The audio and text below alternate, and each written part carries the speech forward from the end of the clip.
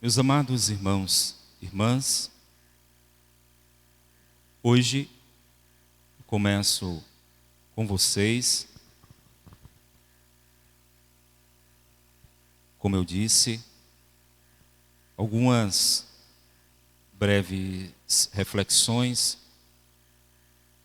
sobre a figura de Maria.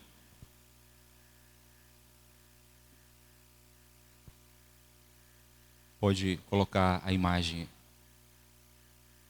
aí, slide. Aqui, pode. Pronto.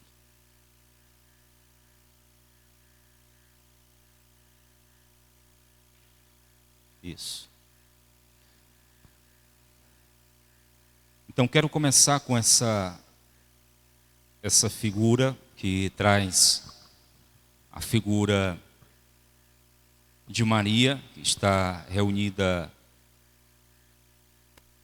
com os apóstolos, a figura do Espírito Santo, porque a figura do Espírito Santo e a figura de Maria, que é esses dias que nós vamos trabalhar um pouquinho, que é a figura do Espírito Santo que aparece sobre a pessoa de Maria como a esposa do Espírito Santo. Isso porque o Evangelho de hoje, Jesus promete que enviará o defensor, o Espírito da verdade. E nós sabemos que a figura de Maria dentro do cristianismo, sabemos que toda a pessoa de Maria foi assistida pela a pessoa da Santíssima Trindade. Então podemos dizer que Maria e o Espírito Santo, uma pessoa humana, como aparece aí no slide, e uma outra divina. A criatura humana que se encontra com o Criador. Porque o Espírito Santo, nós sabemos, é que vai realizar toda a obra na pessoa da Virgem Maria. Como também vai realizar na figura que nós vemos também na pessoa dos apóstolos. Então eu queria fazer de início essa relação com os apóstolos, essa relação com o Evangelho de hoje, para não fugir do Evangelho, que durante esses dias Jesus vai falar insistentemente que enviará o Espírito Santo. Então, a relação de Maria e o Espírito Santo, nós sabemos que pode ser apontada em muitas passagens da Sagrada Escritura.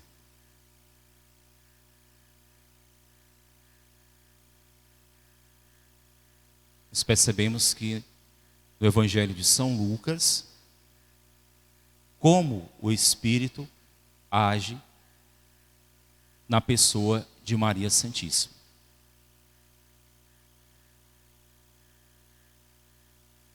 Tomando o que diz São Paulo na carta aos Gálatas, capítulo 4, versículo 4. Chegada a plenitude dos tempos, Deus enviou seu Filho unigênito ao mundo, nascido de uma mulher e sujeito à lei. Feito igual a nós em tudo, exceto no pecado. Como Deus que é Jesus, poderia valer-se de sua condição divina para se encarnar e nascer neste mundo isento do pecado por uma determinação si própria. Paulo nos assegura que ele não se prevaleceu de sua igualdade como Deus, mas Jesus aniquilou-se a si mesmo, assumindo uma condição de servo. São Paulo vai dizer em Filipenses capítulo 2, versículo 6. Filipenses, repito, capítulo 2, versículo 6. Jesus tomou a nossa condição humana, esvaziou-se de si. Essa palavra esvaziou significa kenosi, do grego. Então, daí vai se concluir que, em vista do plano da salvação da humanidade, em vista da nossa salvação, o que é que vai acontecer? Deus prepara então uma mulher que fosse achada digna. Digna.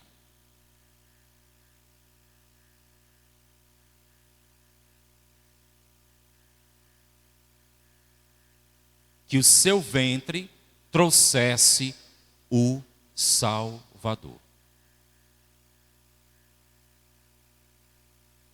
É importante essa palavra, digna. Preservando-a dessa condição de pecado original, na qual nascem todos os homens, desde a queda dos nossos primeiros pais, Adão e Eva. Então, dentre todas as mulheres, Deus então escolhe uma que seja digna. E aí eu quero, passa o slide, por favor. Olha aí, tomando de um livro que todos vocês conhecem, que não era tão conhecido este livro, esse tratado agora, todo mundo agora tem praticamente em mãos. Que tratado é esse? Um tratado da verdadeira devoção à Santíssima Virgem, de São Luís Maria Montfort. Ele diz o seguinte, o que é que diz lá em cima? Quem, podendo escolher uma mãe conforme o seu agrado, não faria? Está no tratado lá na página 80, na página 18. São Maria de Montfort vai dizer isso aí. Quem não faria isso? Deus.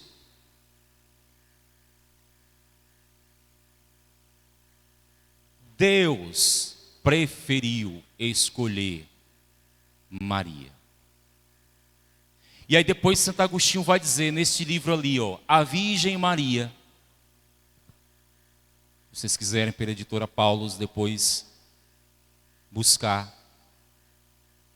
Pois Deus, tendo esse poder, assim o fez e o preparou uma mãe que fosse digna de receber seu filho. Isentou Maria do pecado desde a sua concepção no ventre de quem? De Ana. Para que ao transmitir a humanidade ao Verbo, a transmitisse sem mácula. Por isso nós a chamamos a Imaculada Conceição. O anjo entrando onde ela estava disse: alegra-te, cheia de graça, o Senhor é contigo.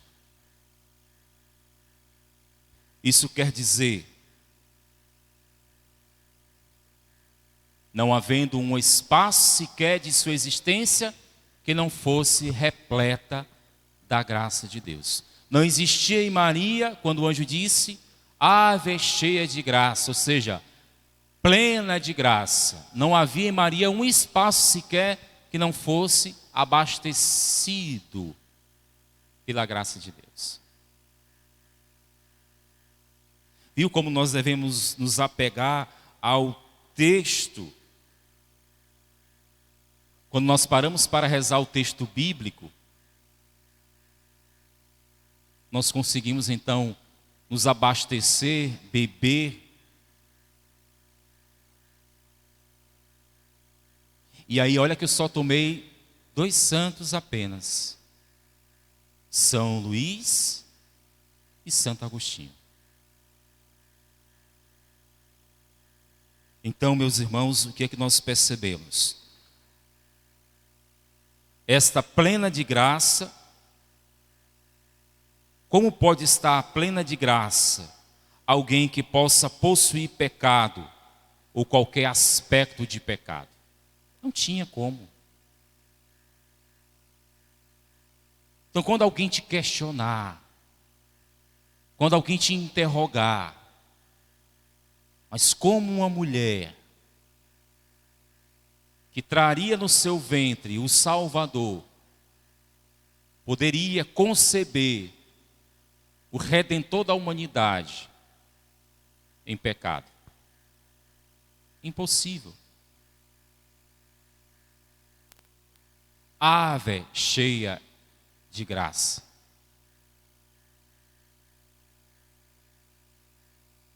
O Senhor é contigo. E aí, aprofundando mais esse texto, o que é que nós percebemos? Essa saudação aí, essa saudação do anjo, só esse versículozinho, demonstra o quê? Uma força, a presença particular do Espírito Santo na pessoa da Virgem Maria. Lembra a imagem de antes que eu disse? Maria e o Espírito Santo. Uma criatura humana que se encontra com o Criador. Nós também, pelo batismo, recebemos o Espírito Santo. Jesus promete, hoje no Evangelho, que também enviará o Espírito Santo, o Espírito da verdade, o defensor. Então, percebemos, e o catecismo da igreja, pode passar, olha o que é que diz, o catecismo da igreja, no número 2676, que o Espírito Santo, Ele mesmo, não apenas é o doador da graça, como é a graça por excelência. Nós precisamos voltar a tomar o catecismo da igreja e perceber isso. Esse Espírito por excelência tocou em Maria. Dizer cheia de graça é, portanto, dizer cheia do Espírito Santo. Cheia de graça por ser concebida sem pecado. Maria é cheia do Espírito desde o instante de sua concepção. Estava o Espírito Santo em Maria, plenificando-a de graça, e o fazia em virtude da missão do seu Filho. Na narrativa da Anunciação, o anjo usa a expressão: o Espírito te envolverá. Olha aí, Lucas 31:35. Mas como? Se eu não conheço homem algum, o Espírito Santo.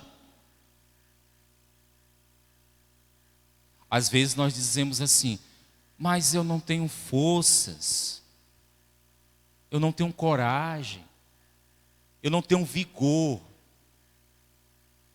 Olha o Evangelho aqui. Naquele tempo que se torna hoje. A gente pode dizer: hoje disse Jesus aos seus discípulos, quando vier o defensor, que eu vos mandarei da parte do Pai, o Espírito da verdade que procede do Pai, ele dará testemunho de mim.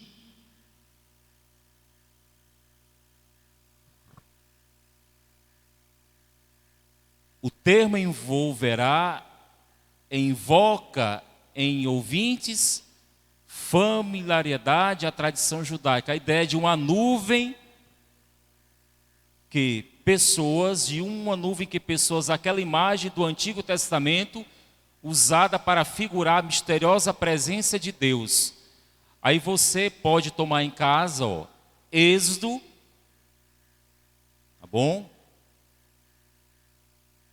Aí, o livro do Êxodo, 1 Reis 8, de 1 a 13. Lembra, quando a nuvem estava sobre o povo, a presença da nuvem simbolizava a presença de Deus sobre o povo.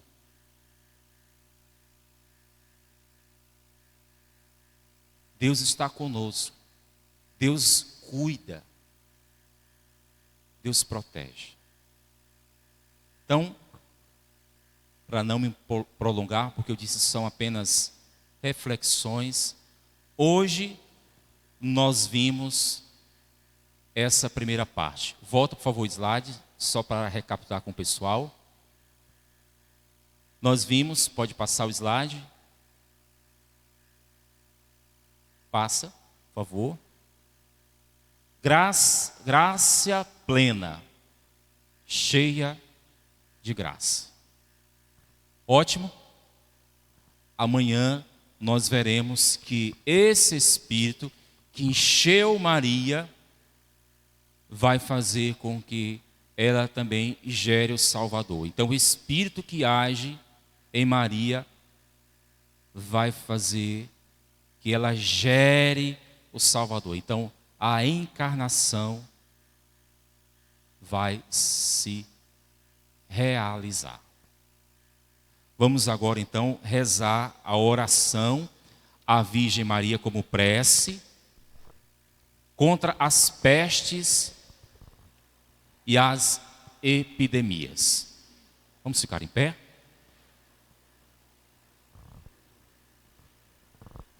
Rezemos. Arca Santa e Imaculada, tão pura e cheia de graça, sede a nossa salvação neste perigo de desgraças. Eis a Mãe de Deus humanado, que por nós expirou na cruz. Que pedireis, ó Senhora, que vos negue o bom Jesus, advogada celeste desta pobre humanidade. Perdão, Senhora, alcançai-nos da divina majestade. Dissipai a cruel peste, poderosa intercessora, como a cabeça esmagastes da serpente enganadora. A natureza, Senhora, ao vosso Filho obedece, e o vosso Filho que a rege não resiste à vossa prece. Amém. Ofertório.